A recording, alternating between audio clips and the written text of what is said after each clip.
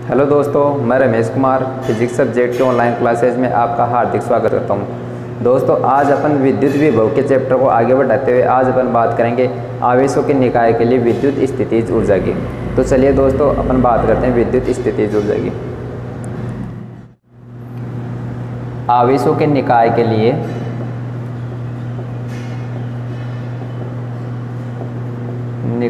लिए विद्युत स्थितिज ऊर्जा।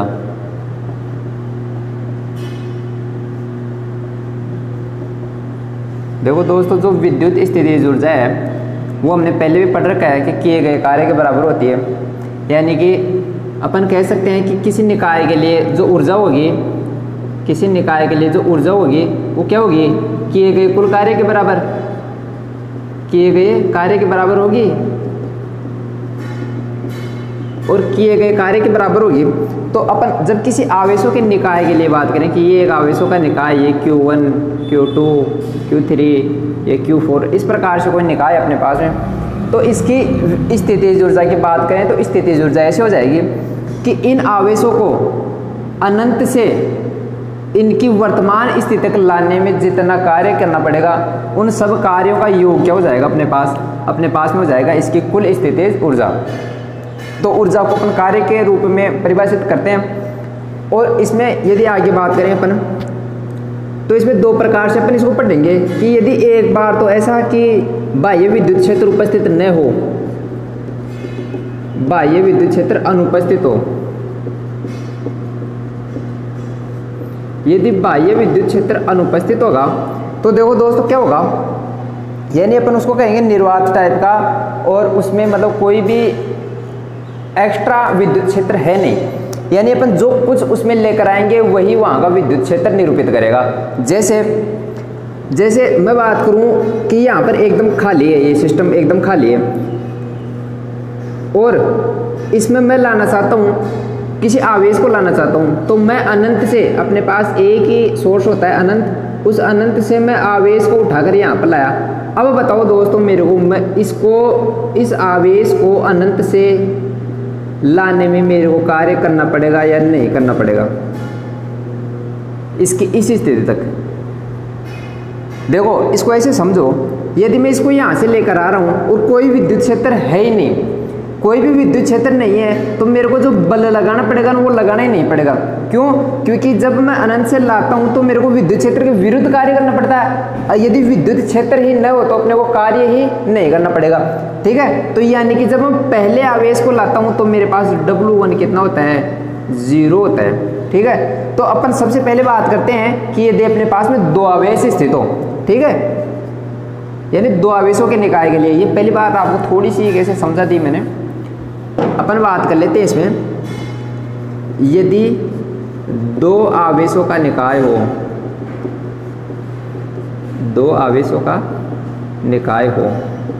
तो देखो दोस्तों, इसमें अपने पास में दो आवेशों का निकाय है, तो क्या होता है, जो पहला आवेश है, इस पहले आवेश को लाने में कोई कार्य नहीं करना पड़ेगा। तो इस पहले आवेश से r दूरी पर स्थित कोई बिंदु है, P बिंदु है, इस P बिंदु पर अपन किसी दूसरे आवेश को ला रहे हैं। ये आवेश अपने पास में यहाँ पर Q1 आवेश है और Q2 आवेश यहाँ पर अपने पास अनंत पर rखा हुआ है। इस अनंत से अपन इसको यहाँ पर इतनी दूरी पर ला रहे हैं। तो ये बताओ, इस Q1 आवेश के कारण इस बिंदु पर विभव कितना होगा? Q1 के कारण r दूरी पर स्थित विभव,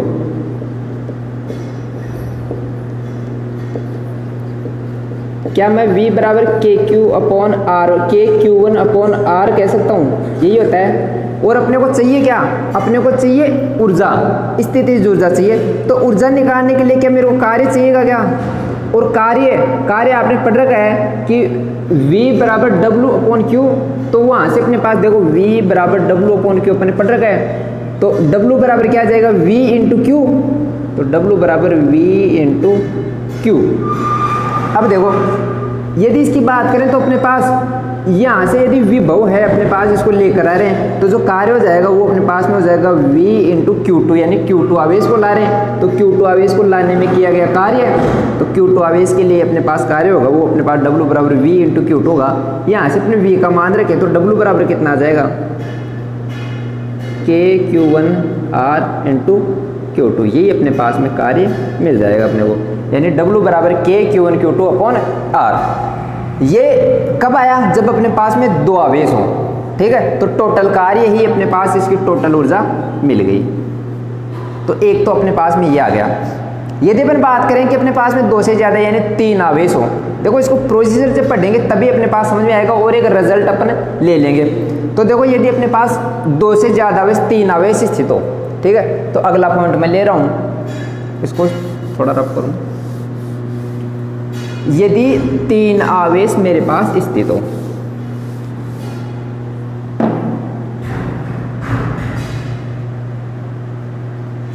तीन आवेशों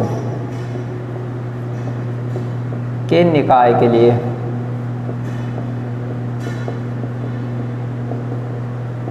स्थितिज ऊर्जा।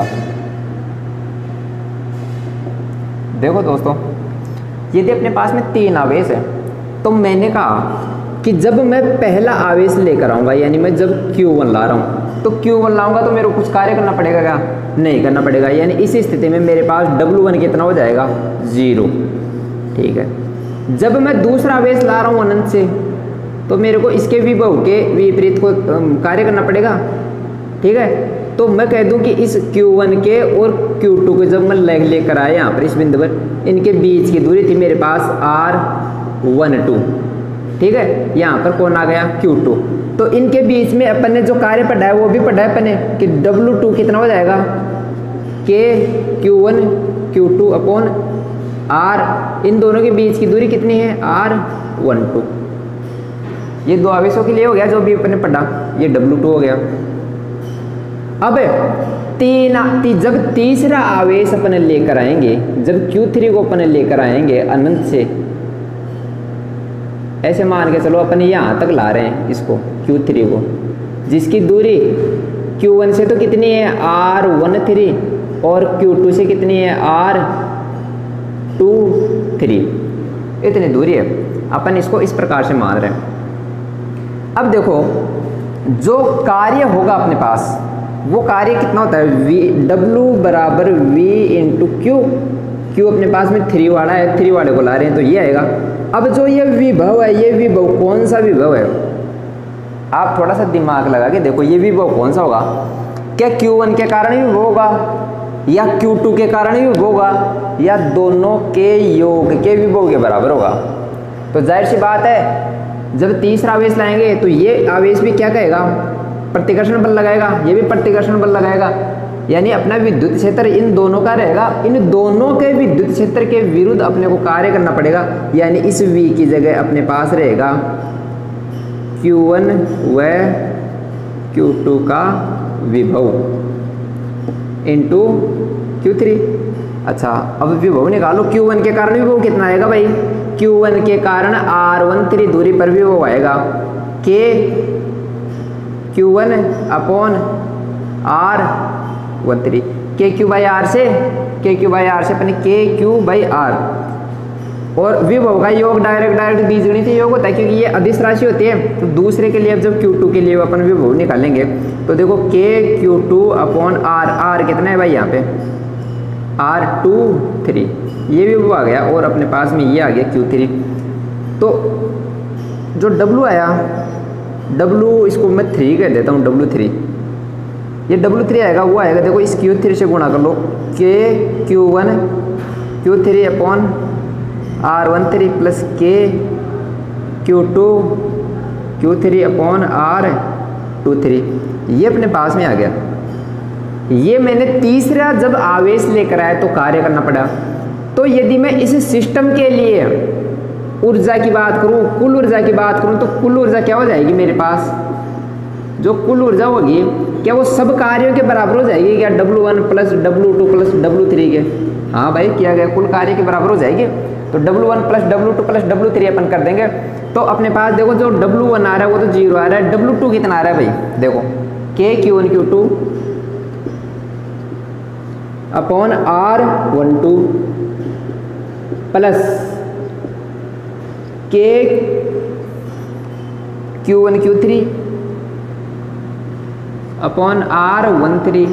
देखो ये 13 है तो 13 लिया था अपन ने। KQ2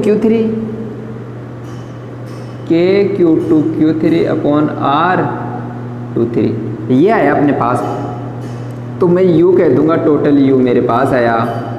K कॉमन ले लो, Q1 Q2 upon R12 plus Q1 Q3 upon R13 plus Q2 Q3 upon R23। ये मेरे पास कुल ऊर्जा मिली।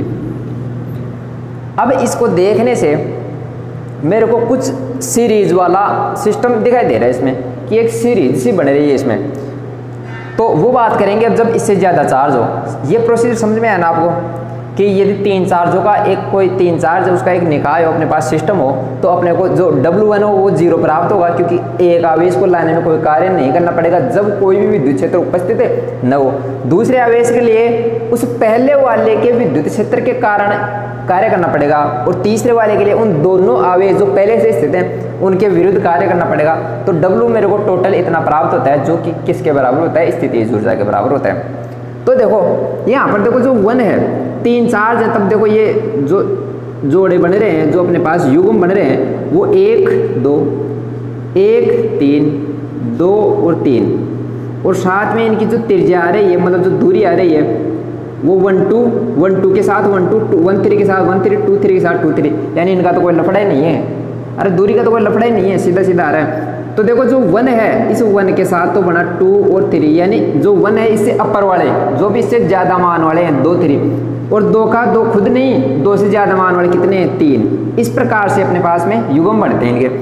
यदि मैं बात करूँ 4 आवेशों की, यदि 4 आवेश मेरे पास, तो बताओ अब की बार 1 के साथ कौन कौन बनेगा, क्या 2 3 4 बनेगा क्या?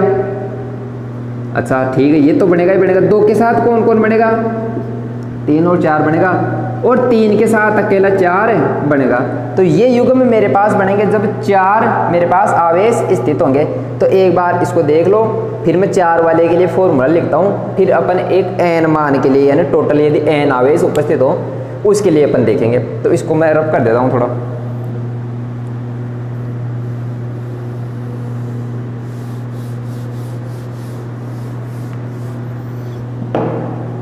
देखो यदि 4 आवेश हो तो देखो U बराबर कितना हो जाएगा, देखो K बाहर पड़ा है।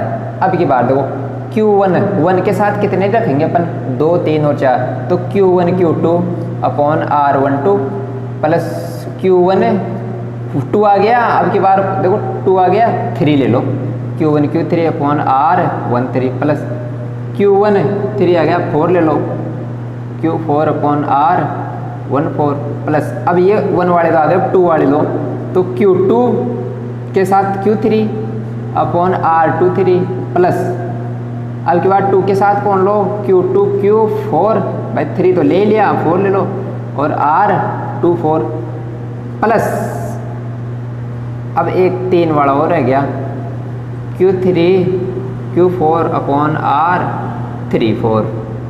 ये अपने पास में एक ऊर्जा का सूत्र अपने को मिल गया। यदि मैं n आवेशों के लिए बात करूं कि n आवेशों के निकाय के लिए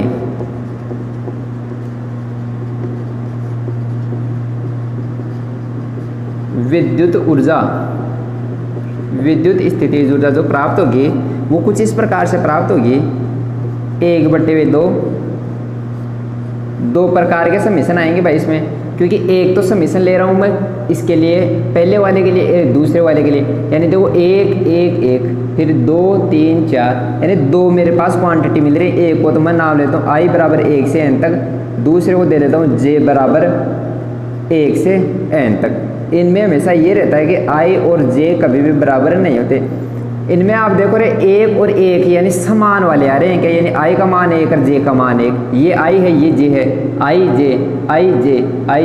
यानी 1 और 2 1 और 3, 1 और 4, 2 3 2 4, क्या ये समान में मिल रहे हैं क्या? यानी समान नहीं मिल रहे कभी भी, यानी कि I बराबर J नहीं है। और उसके साथ अपने को मिल रहा है, देखो K बाहर है अपने पास में, तो K को मैं बाहर लेके आ जाऊँ, K कॉन्स्टेंट है, QI QJ upon RI J, ठीक है ना, ये आ गया। अब किसी के दिमाग में ये बात आ रही हो कि भाई इनको रखें कैसे?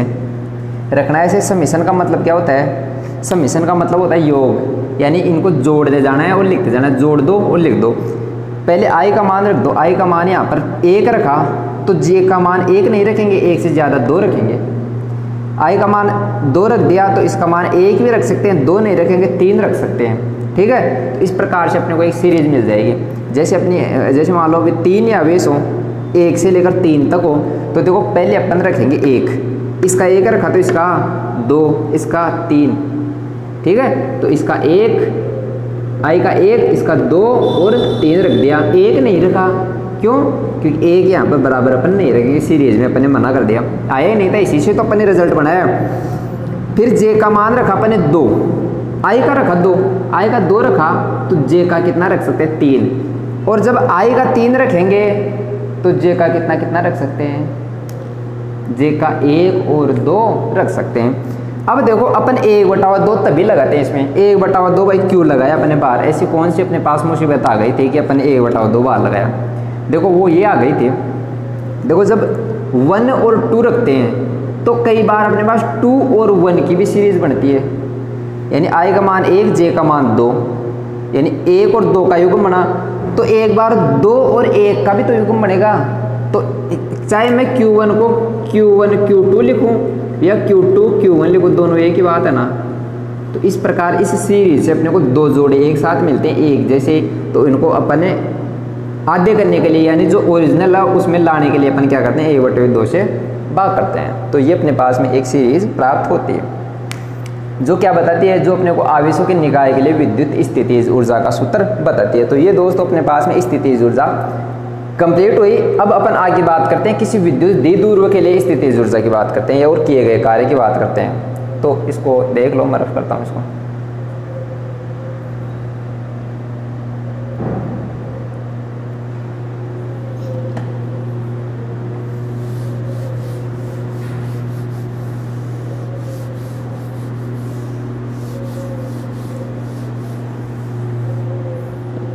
अब अपना जो अगला टॉपिक है वो है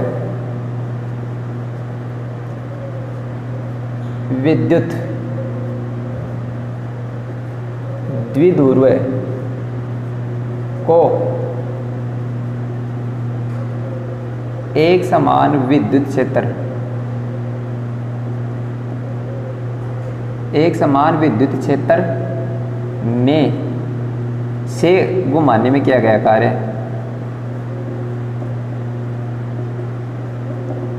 यानी विद्युत द्विध्रुव है उसको एक समान विद्युत क्षेत्र है, कुछ इस प्रकार से अपने पास में बनेगा, ठीक है। इसमें ये रखा हुआ है थीटा कोण पर रखा हुआ, मतलब थीटा कोण पर अपन मान रहे हैं इसको, इधर -Q और इधर +Q। तो इसको घुमाने में जो कार्य करना पड़ता है वो कार्य अपने को ज्ञात करना है। तो कार्य देखो क्या हो जाएगा,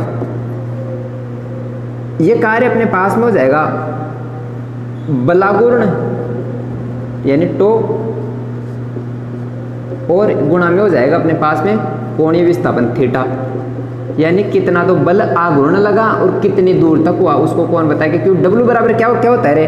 कार्य dW, यानी छोटा सा कार्य है, इस dW को मैं कह दूंगा dW बराबर Fs। यदि कोणीय के लिए बल होता है वो कौन सा होता है? बल आघूर्ण होता है, और इसके लिए कोणीय विस्थापन, यानी विस्थापन कौन सा होता है इसमें? कोणीय विस्थापन, इसको मैं कहता हूँ d थीटा, ठीक है। जब कोणीय वालों की अपन बात करते हैं, जैसे 11th चैप्टर में आपने पढ़ा है, तो कोणीय वालों में क्या सिस्टम होता है? बल की जगह तो होता है बलागुण, विस्थापन की जो जगह होता है अपने पास कोणीय विस्थापन, तो बस वही सिस्टम है। तो ये अपने पास में आ गया। टो की जगह क्या होता है भाई? PE साइन थीटा, और यहाँ पे ये d थीटा है ही, ये dW आ गया अपने पास में, ठीक है। यदि अपन W की बात करें तो W की बात करें तो अपने पास W कितना हो जाएगा भाई? इसका इंटीग्रेशन हो जाएगा क्या? इसका इंटीग्रेशन कर देंगे अपन, P E sine theta into D theta. ये अपन कहाँ से ले रहे हैं, इसको अपन जीरो से लेके थीटा तक लेके जा रहे हैं, यानी अपन कंडीशन, चलो कंडीशन अपन जीरो से थीटा तक मान लेते हैं भाई, बीच में भी लेके जा सकते हैं, थीटा 1 से थीटा 2 भी मान सकते हैं, लेकिन अपन स्थायी अवस्था से ही मान रहे हैं कि स्थायी अवस्था कौन सी होती है, 0 डिग्री वाली। जीरो से अपन इसको उठा के थीटा डिग्री तक लेकर जा रहे हैं, ऐसा मान रहे हैं। तो जीरो से थीटा ये हो गया। अब देखो P और E तो क्या है, कांस्टेंट है, ये तो आ गया बाहर। साइन थीटा का हो गया अपने पास, ये अवकलन करना पड़ेगा अपने को, समाकलन करना पड़ेगा, सॉरी। तो PE साइन थीटा का समाकलन कितना होता है भाई, साइन थीटा का समाकलन कितना होता है, कोस थीटा होता है क्या, या माइनस कोस थीटा होता है, माइनस कोस थीटा होता है। क्योंकि देखो अवकलन जब अपन पढ़ते हैं तो अवकलन का उल्टा समाकलन होता है। तो अवकलन में अपन ने ये पढ़ा था कि जो साइन थीटा होता है उसका अवकलन कितना होता है, कोस थीटा का अवकलन कितना होता है, sine theta minus sine theta, ठीक है ना। तो यानी कि जो अवकलन हुआ साइन थीटा किसका अवकलन होता है, कोस थीटा का, कितना होता है, माइनस साइन थीटा। तो माइनस चिन्ह अपन यहाँ पर लेकर आ गए। अब देखो अपने पास में ये हो गया, यानी इसको अपन कह सकते हैं 0 से थीटा तक वैल्यूज रख दो, PE माइनस कोस, ऊपर वाली लिमिट रखी तो थीटा, फिर माइनस कोस 0, इतना अपन ने रख दिया। तो अपने पास में कितना आ जाएगा भाई, देखो PE ऐसा कैसा है, माइनस कोस थीटा और माइनस माइनस प्लस कोस 0 का मान कितना होता है, 1। यानी इसको अपन 1 प्लस 1 माइनस कोस लिख सकते हैं क्या, यानी अपने पास में जो W आया वो आया अपने पास PE 1 माइनस कोस थीटा, ये आया भाई, देख लो यहाँ से आया। इस 1 को मैं इधर लिख दिया, इस कोस थीटा को इधर लिख दिया, कोई फर्क नहीं पड़ता। कब, जब अपने 0 से थीटा तक लेकर जा रहे हैं। ये 1 तो कब आया, प्रारंभिक स्थिति, यानी थीटा पर 0 थी प्रारंभिक स्थिति। यदि 0 की जगह न होकर अपन इसको थीटा 1 कह दे तो PE cos theta 1 minus cos theta 2, या तो आप यहीं से रखते हुए लेकर आओ कि भाई थीटा 1 थीटा 2, या फिर आप अपने यहाँ से भी अपन रख सकते हैं कि भाई ये प्रारंभिक स्थिति के लिए 1 आया, ये अंतिम स्थिति के लिए थीटा आया। क्योंकि अपन 0 से थीटा मान रहे हैं, उसके बाद थीटा 1 से थीटा 2 मानेंगे तो थीटा 1 माइनस थीटा 2। ये अपने को कार्य मिल गया किसके लिए, विद्युत द्विध्रुव आघूर्ण को एक समान विद्युत क्षेत्र में गुणन करवाने के लिए जो कार्य मिला वो अपने पास में आया, W बराबर PE cos theta 1 minus cos theta 2, ये आ गया। अब देखो दोस्तों अपन बात करते हैं इसके लिए कि इसके लिए ऊर्जा की बात करें अपन, ये तो कार्य हो गया। ऊर्जा, जब इसके लिए ऊर्जा की बात करते हैं तो ऊर्जा को अपन 2 प्रकार से या 2 टाइप से देख सकते हैं। कैसे, अब जो ये विद्युत द्विध्रुव है इसको एक तो अपन घुमा भी सकते हैं, एक इसको अपन चला भी सकते हैं। एक तो अपन घुमा दिया और एक इसको चला भी सकते हैं भाई, पैरेलल, इस विद्युत क्षेत्र के पैरेलल या फिर कुछ चला सकते हैं ना। तो अपन दोनों बातों की स्टडी करेंगे। जबकि कार्य किसी विद्युत द्विध्रुव को घुमाने में कार्य अपने पास में ये आ गया, और कार्य घुमाने के लिए जो ऊर्जा होगी वो भी यही हो जाएगी। लेकिन कुल ऊर्जा की बात करें तो कुल ऊर्जा को अपन 2 टाइप से पढ़ेंगे, ठीक है। तो इसको घुमाने के लिए कार्य और ऊर्जा कितनी आई अपने पास, PE cos theta 1 minus cos theta 2। इसको रफ करता हूँ मैं, इससे अगले वाला बता देता हूँ।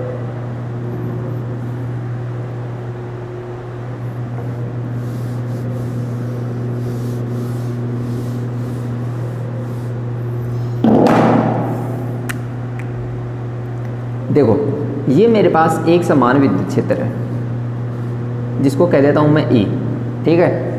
अब देखो ऐसा मानते हैं अपन कि एक विद्युत द्विध्रुव जो अनंत पर रखा हुआ है, -q + q, और इसके बीच की दूरी कितनी होती है भाई, 2a। ये अनंत पर रखा हुआ है। अनंत का मतलब इसे कितनी दूरी है, इन दोनों के बीच की दूरी अपने को पता ही नहीं है। अनंत का मतलब तो अनंत होता है, अनंत + 2 बराबर अनंत, अनंत -2, अनंत + 100, अनंत ही होता है अपने पास में। तो ये अनंत दूरी पर है। अपने को इसके ऊपर न तो आप बल निकाल सकते हैं, न कार्य निकाल सकते, कुछ नहीं निकाल सकते। तो क्या करें, अपन ये कार्य नहीं पढ़ रहे। अब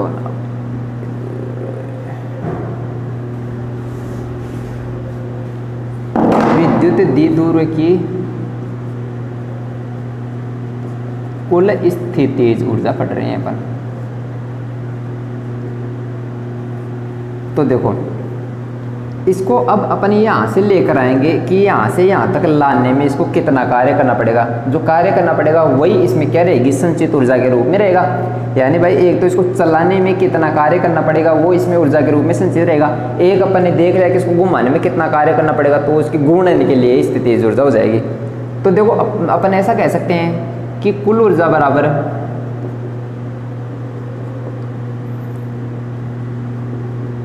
गुणन की ऊर्जा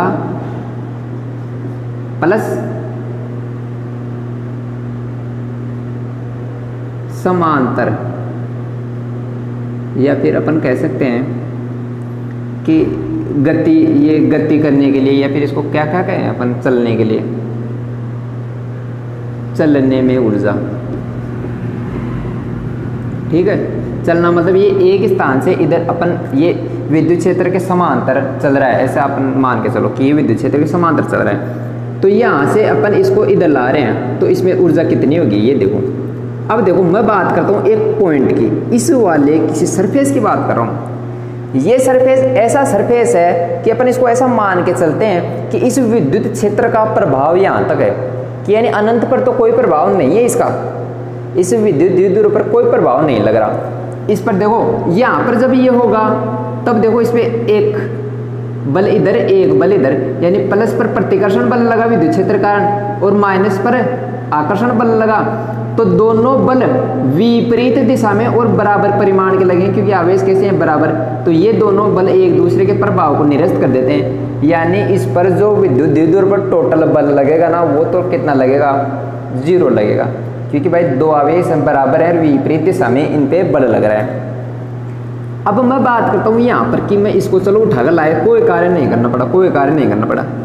जब एक स्थिति ऐसी आती है कि मैं एक स्पेशल कंडीशन की बात कर रहा हूँ कि जब ये विद्युत आवेश कौन सा वाला, माइनस वाला यहाँ पर आया, ठीक है, और ये दूरी पर कौन है, प्लस क्यू है। मैं ऐसा मान के चल रहा हूँ कि इस जो ये सतह है, इस सतह के इधर विद्युत क्षेत्र का कोई प्रभाव नहीं है, कोई खास प्रभाव नहीं है।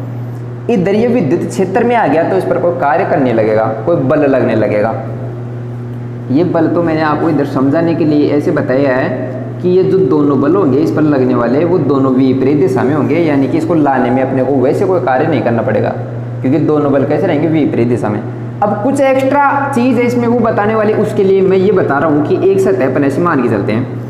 इस सतह को मानने के लिए जब मैं यहाँ पर माइनस क्यू आवेश इधर लेकर आया तो इस माइनस आवेश विद्युत क्षेत्र में आ गया, ये तो माइनस आवेश तो इस पर तो अभी से बल लगना स्टार्ट हो गया, कितना, Q E, minus Q E बल लगना स्टार्ट हो गया, एफ बराबर क्यू नोट ई से, इस पर क्यू ई बल लगना स्टार्ट हो गया।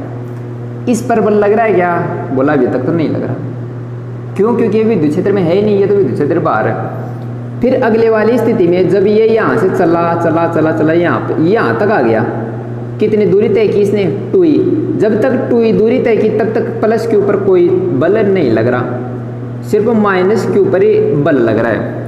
और जब प्लस क्यू इसके अंदर एंट्री कर ली, इसके अंदर जस्ट एंट्री की इसने, तो माइनस क्यू प्लस क्यू, इस पर प्रतिकर्षण इस पर आकर्षण और 2a दूरी, तो ये दोनों बल तो आपस में कट गए। कब, जब प्लस ने एंट्री कर ली। और कब तक अकेले आवेश पर बल लग रहा था, जब ये 2a दूरी तक चला। तो आपको एक बात ये समझनी चाहिए कि जब ये 2a दूरी पर चलता है तो इसको एक्स्ट्रा कार्य करना पड़ता है 2a दूरी के लिए। बाकी तो देखो न तो इधर करना पड़ा न इधर करना पड़ा, लेकिन कभी ना कभी एक ऐसा समय आया था जब ये 2a दूरी के लिए कार्य करना पड़ा था। किसको कार्य करना पड़ा था, माइनस आवेश को, यानी माइनस क्यू ई। तो W बराबर क्या होता है अपने पास में, W बराबर एफ एस होता है ना।